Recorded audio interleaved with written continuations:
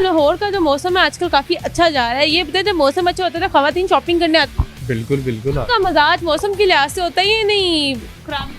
नहीं, ठीक होता है मिजाज मौसम के लिहाज से भी। वो आपको पता है कि ज़ाहिर सी बात है, ये मौसम रेगुलर थोड़ी चलता है, ये कुछ दिन एक यानी जो जितनी की चीज़ कहते हैं ले लेते हैं। जी बिल्कुल ऐसे ही है। कुछ कस्टमर होते यानी हैं बारिश का बहुत सा फ़ायदा।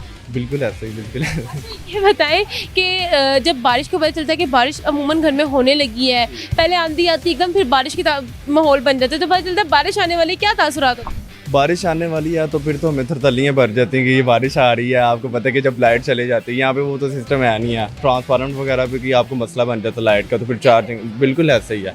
तो उसकी वजह से काफ़ी मसले मसाइल होते हैं। पाकिस्तान में बारिश का ताल्लुक लाइट से क्यों है? एक तरह से एंजॉयमेंट होती है, दूसरी तरफ से अब आपको पता है कि एक तरफ से उन्होंने सदमा भी देना होता है और एक तरफ से अल्लाह ताला ने खुशी भी देनी होती है। जब बारिश एकदम होती है पहले पहले मदर क्या बोलती?